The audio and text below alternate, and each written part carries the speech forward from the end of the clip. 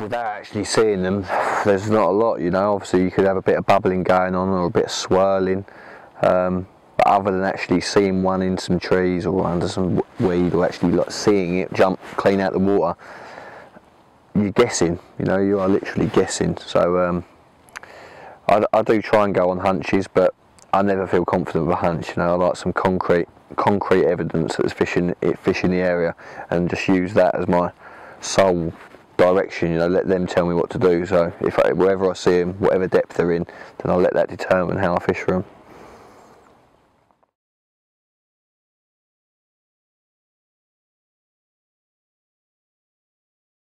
I recently read Terry Dempsey's book, and his friend Tony Moore was fishing a Haynell Park in Essex, quite a murky lake with no weed in it, and he decided that what he needed to catch the big one in there was to bring the weed to the lake. So he went to a diving lake, dived under the water with a rope, cut up a massive weed bed, put it into an immersion tank that he'd nicked from somewhere, drove it to the lake, took out this weed bed into the Haynell Park, put some lime powder down the bottom so it would take root, then put 20 key fish meals around it and sat there for a while and caught the biggest fish in the lake. Now that's what he called doing it, if you ask me. What is the worst piece of angling that I've ever seen?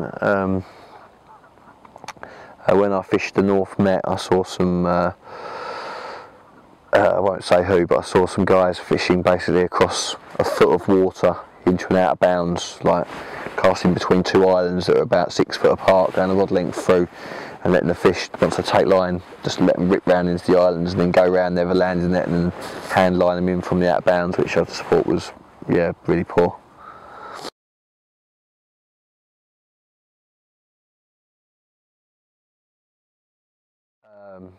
What would I hope they say? That I was a funny guy, that I made them laugh, and that, yeah, just that I made them laugh, yeah.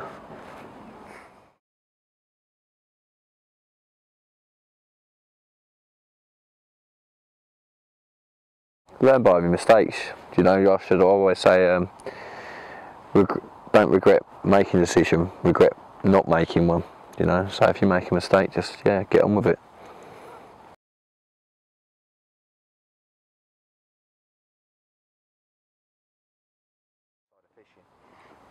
Probably not at the moment, you know. For a long time, until now, I really wanted to buy my own house and sort of settle down, and I've done that now recently, so I'm pretty contented really. The missus wants to get married, I'm not so sure, but I probably will have a couple of dustbin lids at some point.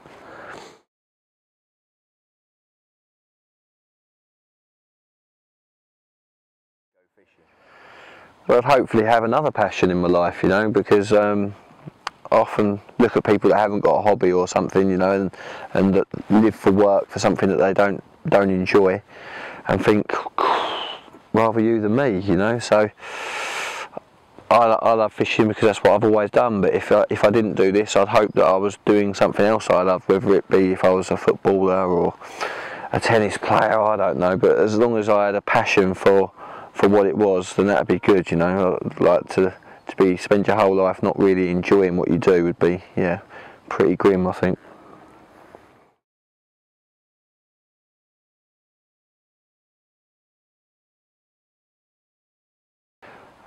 I think it's all come from hard work, personally. You know, like some people say, oh, he looks natural when he does that, but I suppose you would do after doing it for 1,000 odd nights, you know, doing it time and time again.